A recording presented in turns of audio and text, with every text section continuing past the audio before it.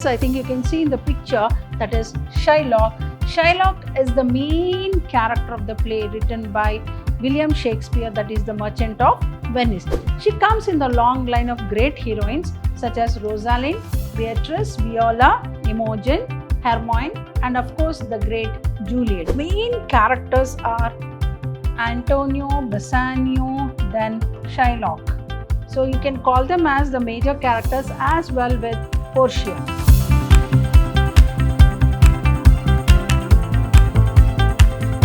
Hello everyone, myself Bishobarani, Faculty in English, Vidhyaashram First Grade College, the Temple of Excellence in MYSURU, heartily welcome you for my session 4 for 3rd Sem BCom English students, Unit 1, that is the play The Merchant of Venice by William Shakespeare. In the previous session, I explained about the important scenes that are there in this particular play, The Merchant of Venice by William Shakespeare, that is the casket scene as well the trial scene. So in this particular session, it is very important for us to understand the character sketches of the different people who are involved in this particular play, The Merchant of Venice, written by William Shakespeare. So we must understand the character sketches of this wonderful play, The Merchant of Venice. So in this particular slide or in this particular session, I am going to explain about the dramatis personae, that is the different character sketches of the play.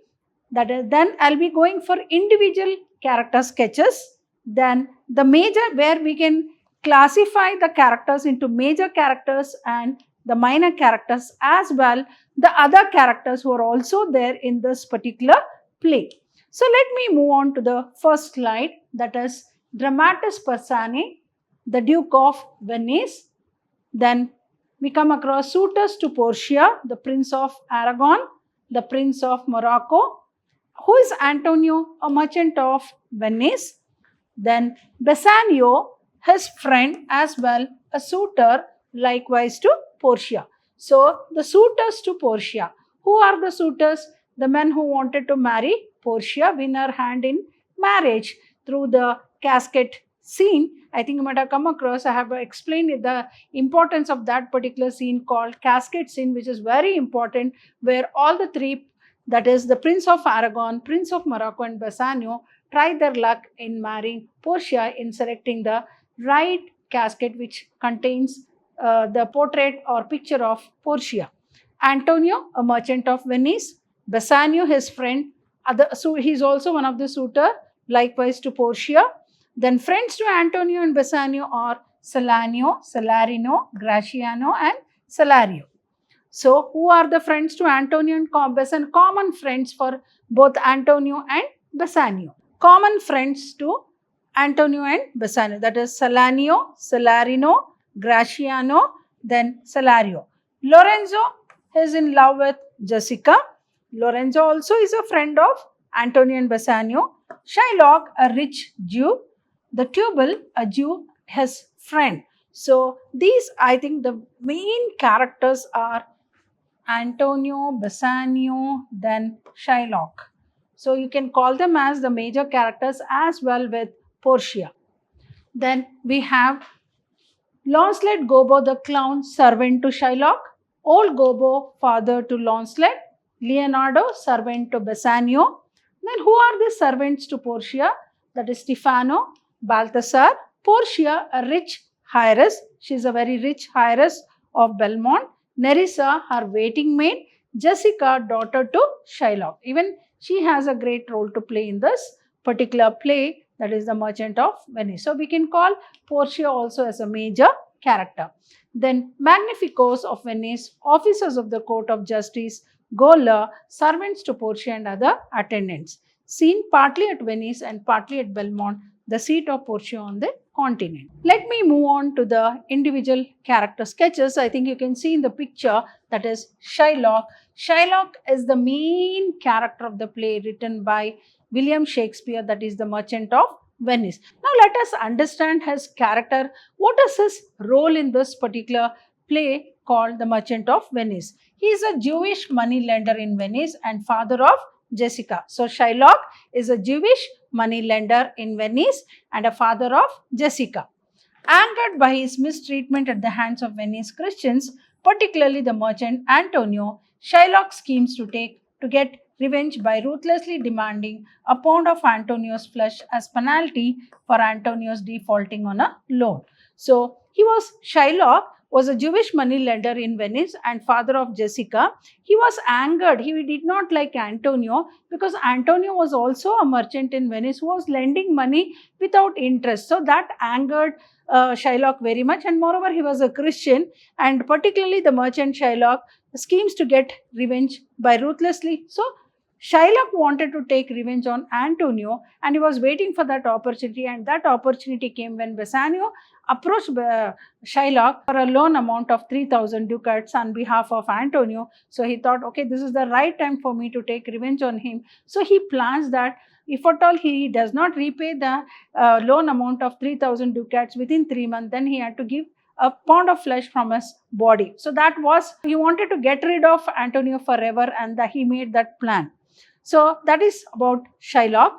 And Shylock is one of the greatest creations of Shakespeare. In fact, the play depends on his actions and it falls flat without him. So this particular play, The Merchant of Venice, would not have been so very interesting without a very important character, that is Shylock. So Shylock is one of the greatest creations of Shakespeare. In fact, as he has said, in fact, the play depends on his actions and it falls flat without him. Shakespeare has filled life and blood into the character of the moneylender of Venice. So Shakespeare has filled life and blood into the character of the moneylender of Venice. He is greater than any frame that we try to fix him. He has been portrayed as the main character of the play, that is The Merchant of Venice by William Shakespeare. So he is greater than any frame that we try to fix him. He appears just in 5 scenes of the play but reaches a great heights by the time we come to the end of the play. So as we all know that the whole of the play is divided into acts and scenes. So actually he appears only just 5 scenes, but he reaches a great height by the time we come to the end of the play. So that is the very much importance of this particular character called Shylock in this play, The Merchant of Venice. The dramatist makes him appear tragic and anguished figure. So here the dramatist is the Shakespeare, makes him appear tragic and anguished figure sometimes, and at the same time shows the frivolous side also. That is the value. Frivolous means value of Shylock in this particular play, that is The Merchant of Venice. Now let us move on to the next very important character, that is Antonio. So you can call it as the contrast characters of Shylock and Antonio. So the best side of Antonio is seen, whereas the cruel part or the cruel side of Shylock has been portrayed in this particular play called The Merchant of Venice by William Shakespeare. So Antonio and Shylock, we can call them as the major characters of this play, that is The Merchant of Venice. So who is Antonio? You can see in the picture a prominent merchant of Venice in a melancholic mood and a friend of Bassanio. Melancholic means sad mood. Antonio was also a prominent merchant of Venice in a melancholic mood and very close friend of Bassanio.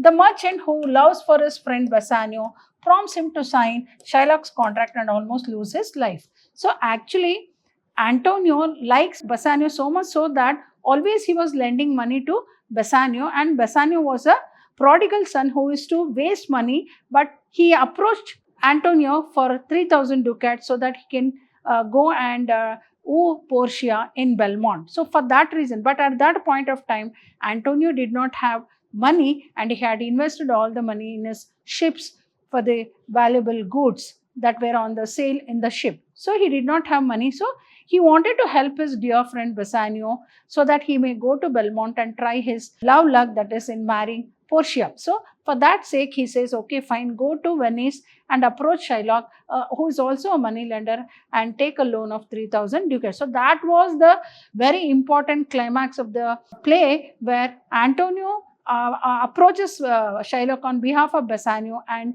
takes a loan amount of 3,000 ducats, which he fails to repay back within 3 months. And that was the reason why he was supposed to give a pound of flesh based from his body. That was the condition made by Shylock. If at all he does not repay back the loan amount that he has been borrowed from him, then he has to give a pound of flesh from any part of his body. So that was the reason. Antonio is something of a mercurial figure, often inexplicably melancholy, as Shylock points out, possessed of an incorrigible dislike of Jews. So Antonio did not like Shylock because Shylock was lending money in higher interest, and moreover he was a Jew.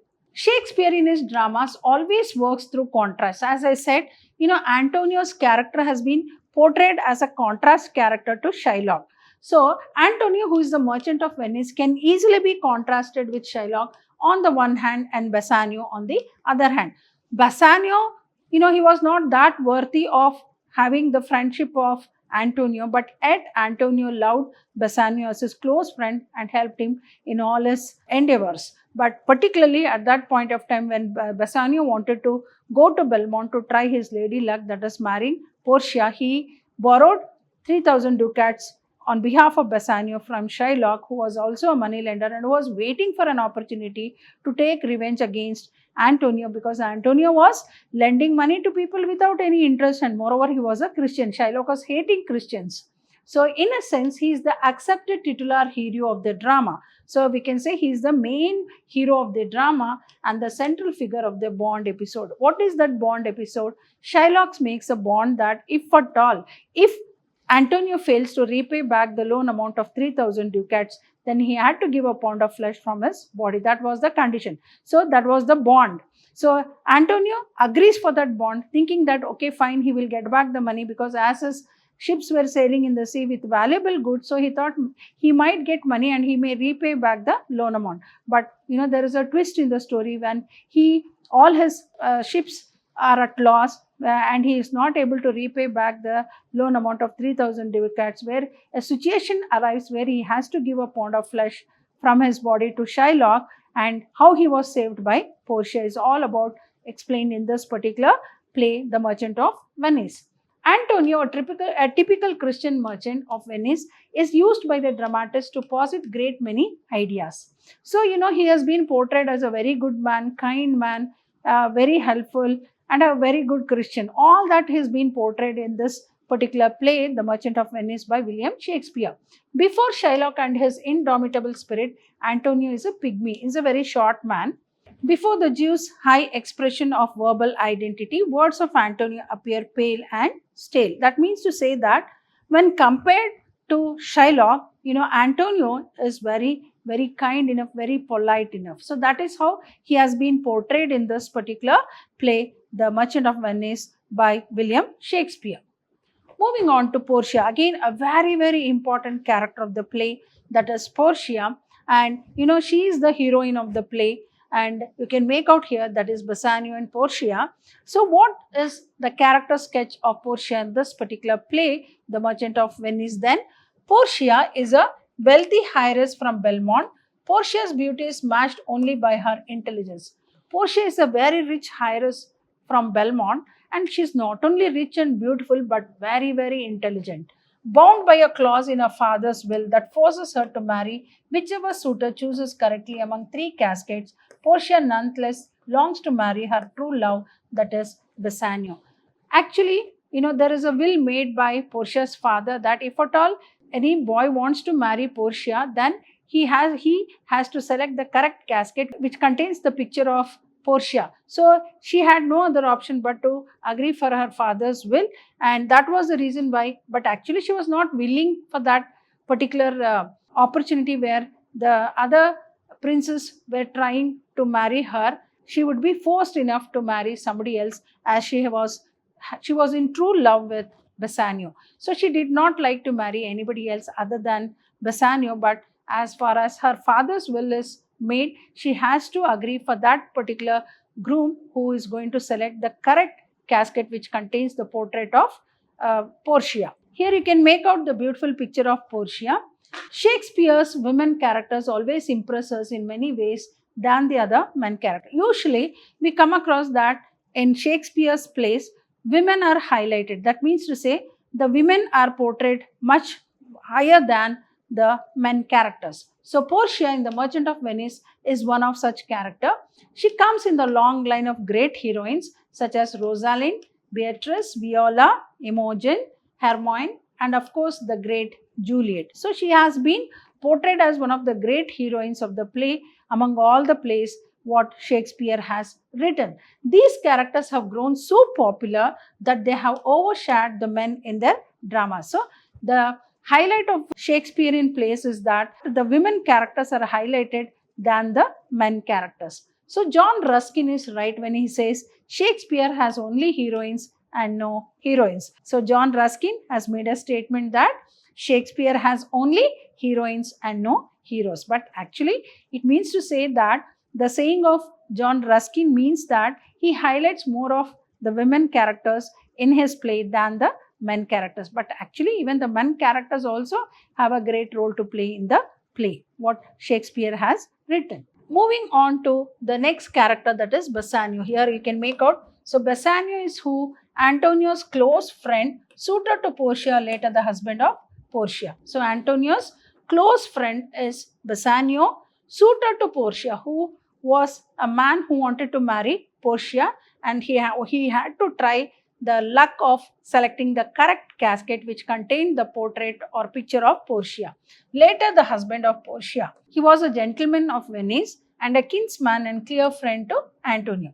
Bassanio's love for the wealthy Portia leads him to borrow money from Shylock with Antonio as his guarantor. So Bassanio's love for Portia forced him to borrow money from Shylock, that is 3,000 ducats. And who was the guarantor for that particular loan contract? It was Antonio, who was a close friend of Bassanio. Moving on to Bassanio's further character sketches, Shakespeare always works through contrast. Bassanio and Antonio are a pair that draw our attention from the beginning of the play. In fact, Bassanio was a prodigal son who was just wasting the money that was being borrowed from Antonio. But yet, Antonio was liking Bassanio so much so that he was his close friend. So it is like a contrast character. See, Antonio is a very kind man, gentleman, very polite and very, very sensible. But Bassanio was a prodigal son wasting money without any knowledge, and that made him also to force to borrow money from Antonio, 3,000 ducats, so that he can go and woo Portia. So Bassanio, a young and handsome gentleman of Venice, is a close friend of Antonio. Nerissa calls him a soldier and a scholar. So Nerissa, who is the maid of Portia, calls him a soldier and a scholar. Throughout the play, Bassanio maintains good nature and good humor. He is the dearest friend of Antonio, who extends him generous help at all times. So he is the dearest friend of Antonio, who extends him generous help at all times. So Antonio was very much generous and he was helping Bassanio at all times, so much so that he also helped him to take a loan amount of 3,000 ducats from Shylock, being as a guarantor. So in a sense, Bassanio is like a prodigal son who spends liberally the borrowed money. Antonio never disappoints him and extends help even now when the play begins. Moving on to the minor characters. In each play of Shakespeare, we see a set of minor characters who also contribute a great lot to complete the action of the play. So it is not all alone the major characters of the play who is going to portray the whole play. It is even the minor characters. Without them, the play will not be complete. So without their role, one can say the dramatic action is incomplete and falls short of completion. The following are the minor characters of the play of The Merchant of Venice, that is Nerissa, Jessica, Lorenzo, Launcelot Gobbo, Tubal, Solanio and Salario, the Prince of Morocco and the Prince of Aragon. All these people are the minor characters who complete this whole play, The Merchant of Venice. Now, let us move on to the minor characters one by one. Here you can see the picture of Gratiano. Who is Gratiano? Friend of Antonio and Bassanio and in love with Nerissa, later the husband of Nerissa. So, Gratiano is a friend, common friend of Antonio and Bassanio, and who was in love with Nerissa, the maid of Portia, and later the husband of Nerissa. He is a man of humor in the play. He is a great talker, and so he bores every listener. His words enliven others. So he is a very talkative person, and he always bores everybody speaking all the time, but he keeps the environment very lively. Under the guise of jesting, he talks courageously and coarsely. Bassanio has patronized him and so follows him like a shadow. So he's a very close friend of Bassanio. Sometimes Bassanio advises him to talk sensibly to suit the occasion. So because Gratiano was very talkative, he was always told by Bassanio to talk less and sensibly. It is he who joins the masking group which enables Jessica to elope from Shylock's house. So he is also the person who helps Jessica to elope from. Jessica is the daughter of Shylock and who was in love with Lorenzo, and helps Jessica to elope with Lorenzo from Shylock's house. So, who is Lorenzo? Friend of Antonio and Bassanio, in love with Jessica, later the husband of Jessica. Lorenzo is shaped in sharp contrast to another minor character, that is Gratiano in the play. So, who is Lorenzo? Lorenzo is a friend of Antonio and Bassanio who is in love with Jessica. Jessica is the daughter of Shylock, later the husband of Jessica, who was in love with Jessica, later the husband of Jessica. Lorenzo is shaped in sharp contrast to another minor character, that is Gratiano in the play. In a sense, he is little serious, talks little and less polished. He is poetic and also romantic. He cares a damn for ducats, though he marries Jessica with all her stolen wealth. Though he is marrying Jessica, a very rich daughter of Shylock, but he was not after money. So he cares a damn for ducats, though he marries Jessica with all her stolen wealth. As when Jessica elopes from Shylock's house, she did not like her father, that is Shylock, who was a Jew and who was lending money on high interest rate. She was not liking her father, and she was in love with Lorenzo. She one fine day elopes in a disguise as a man along with Lorenzo by stealing all the wealth of Shylock. She being a spendthrift, even she also spends very liberally. So she was also a person who was spending money liberally, wastes all her money as trivial things, and both of them reach Belmont and join Bassanio's party penniless. You can see here Lorenzo. Moving on to the further character, that is of Lorenzo. Lorenzo marries Jessica, a Jew, who deserts her father's house, charging it a hell. So actually Jessica was not liking Shylock, her father, and she was calling her house as a hell because Shylock was very cruel man, very he used to show he was very particular about money. So all that was not liked by Jessica, the daughter of Shylock. So she called her house as a hell. For him, religion is not an issue at all. Later, when they reach Belmont, it is Bassanio who protects them. So for Lorenzo, he doesn't mind marrying Jessica, who is a Jew, but Lorenzo is a Christian. But yet he was not at all about, for him, religion was not an issue, and so he was ready to marry Jessica. After his marriage with Portia, they also moved to Portia's house. When she plans to rush for Venice from Belmont, she selects Lorenzo and Jessica to guard her palatial house. So she was liking very much Jessica and Lorenzo. So when she was planning to rush for Venice from Belmont to take part in the trial scene, where that was a very important scene where she wanted to help Antonio and save Antonio from the clutches of Shylock, and she wanted to avoid Antonio giving a pound of flesh from his body and thereby being killed. So all that, she was ready to go to Venice from Belmont. So she selects whom? Jessica and Lorenzo to guard her palatial house. Then moving on to Launcelot Gobbo, he's a very funny character in this particular play. So, the William Shakespeare wanted to bring a sense of laughter in his play. He introduces certain characters like Launcelot Gobbo, who is a servant of Shylock, later a servant of Bassanio and son of old Gobbo. Shakespeare, through a variety of characters in comedies, make the audience laugh to their heart's content. So that is the reason why he introduced this particular character called Launcelot Gobbo in the play, so that he can bring laughter into the audience. So if high comedy is for the class audience, the low comedy is for the audience in the pit. Pit means, the area where all the audience are sitting.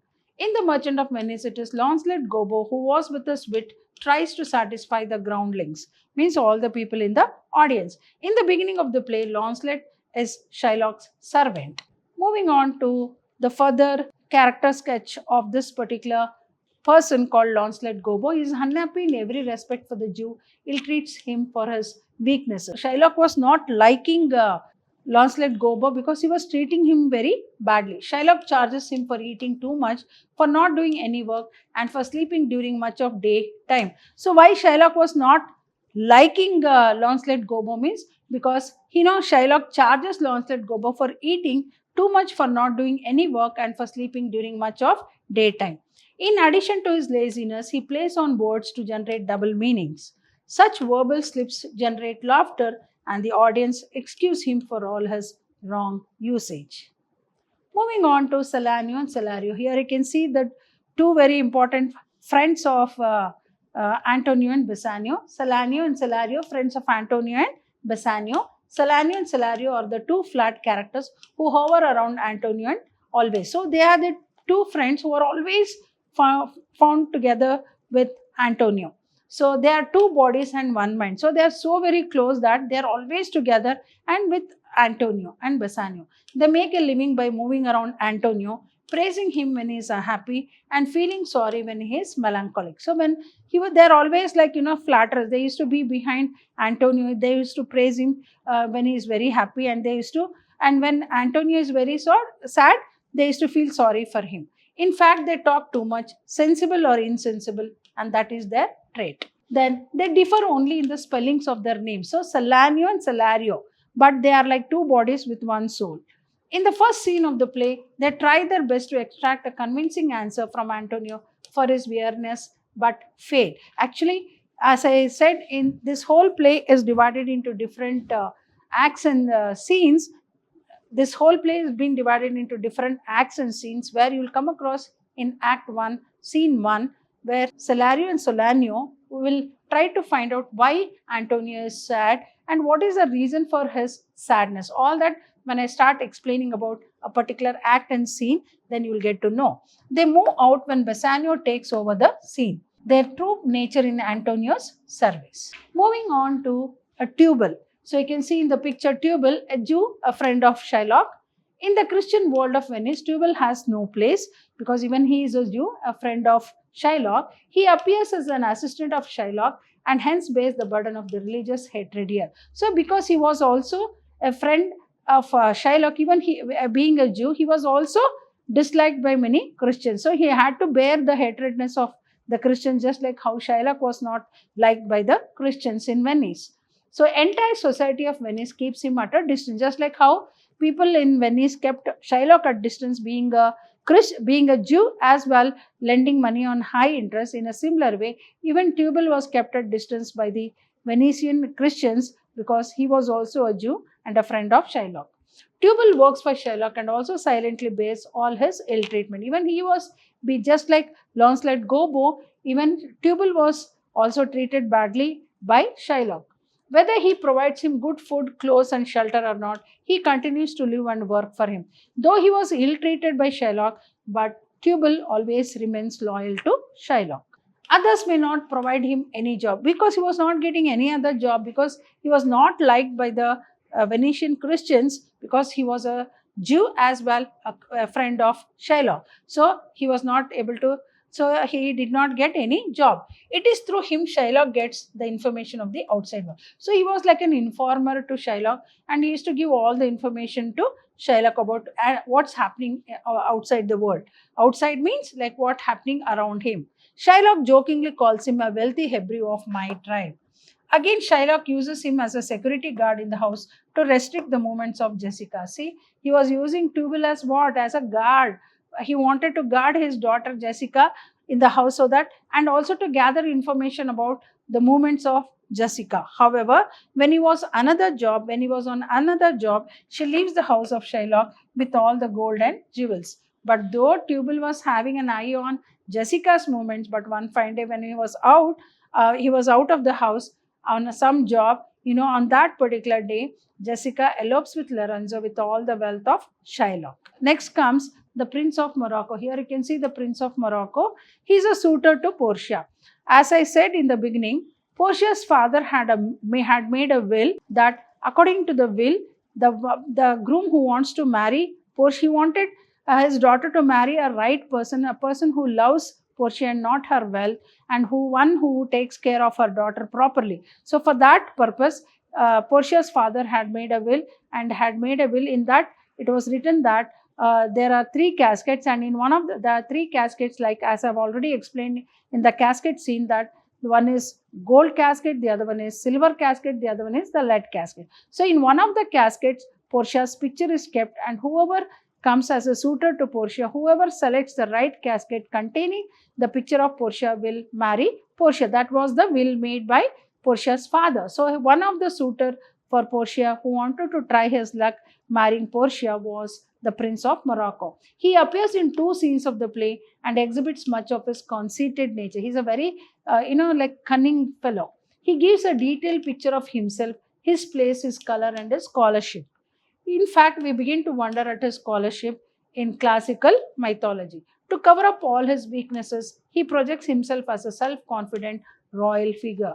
He comes all the way from Morocco to woo Portia, the beautiful paragon of Belmont. He was very much liking to marry Portia, who was not only beautiful, a rich heiress and intelligent. So he wanted to come there and try his luck to select the correct casket which contains the picture of Portia. Maybe her father had fears of such noble and rich monarchs who pester beautiful women with a legacy. So that was the reason. There are some people who come and marry. So Portia's father did not want her daughter to get married to a person who was after wealth, but who will not take care of his daughter, that is Portia.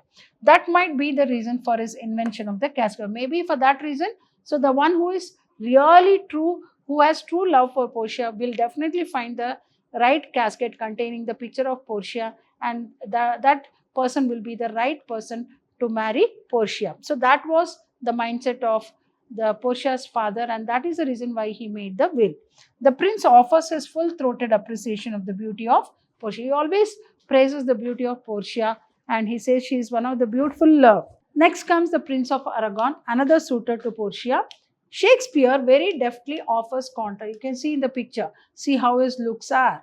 So Shakespeare very deftly offers contrast between the three suitors that come before Portia to choose her by selecting the right casket. The Prince of Morocco stands in contrast to the Prince of Aragon, and both in turn stand in contrast to Bassanio. So the three suitors, among all the suitors, only three were final.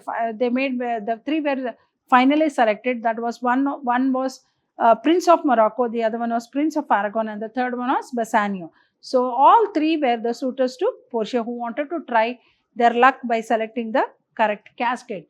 The Prince of Aragon in reality is the Prince of Arrogance. So you see how it has been portrayed. So here the Prince of Aragon is in reality is the Prince of Arrogance. Means he was very arrogant person. He is self-conceited, egoistic and self-centered prince. So this is how he is being portrayed as one of the suitor to Portia in this particular play called The Merchant of Venice by William Shakespeare.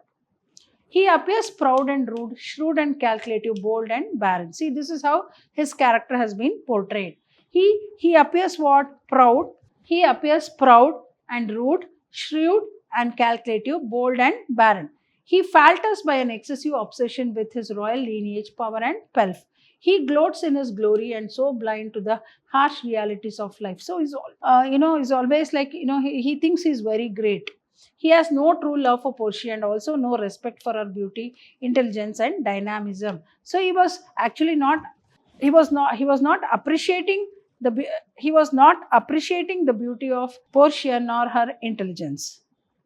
Next comes Nerissa, a very important character in the play, that is Nerissa. Who is Nerissa? Nerissa is Portia's maid, waiting maid, in love with Gratiano, later the wife of Gratiano, disguises herself as Portia's clerk. So when Portia goes to the Duke's chamber to Venice for the trial scene, at that point of time, even Nerissa accompanies Portia in the disguise of a clerk along with Portia.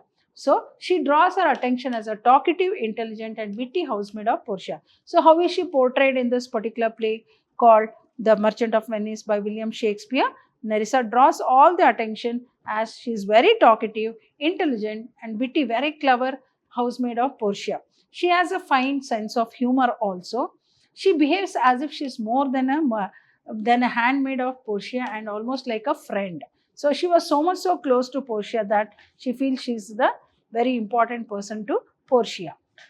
Then comes Nerissa, that is, one can easily compare her to Celia, as you like it, who helps Rosalind in many ways. So, moving on to the characters of Nerissa further, one can easily compare her to Celia in As You Like It, who helps Rosalind in many ways. So, in this particular play, The Merchant of Venice, Nerissa helps Portia. So, she is always with her and she accompanies her to the Venice to attend the trial scene in the Duke's chamber.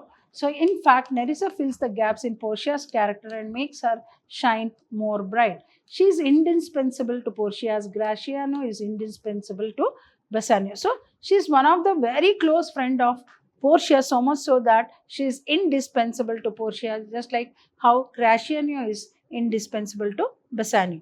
We see her for the first time in the company of Portia, who elaborates on the suitors waiting outside her house for their chance to open the casket. So, she is the one who helps Portia and she accompanies her for the casket scene where all the three suitors are waiting eagerly to select the correct casket which contains the picture or portrait of Portia.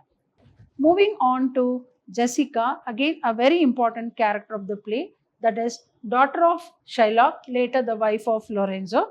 Jessica is Shakespeare's own invention. He has filled her lifeblood in her character.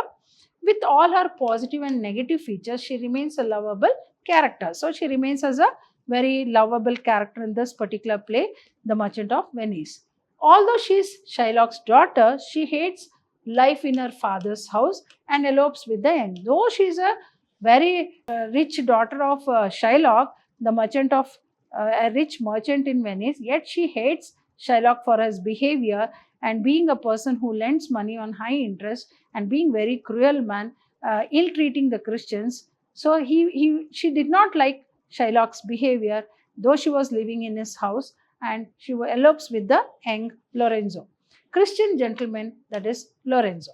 Let us discuss about the other characters in this play. Balthazar, Portia's servant; Stefano, that is Portia's servant; Leonardo, servant of Bassanio; Duke of Venice, that is authority who presides over the case of Shylock's bond; Salario, already I explained, a messenger from Venice, friend of Antonio, Bassanio and others; Magnificus of Venice; officers of the court of the justice, scholars, servants, Portia and other attendants; Dr. Bellario, that is cousin of Portia, a character by reference who does not appear on the stage. These are all the other characters.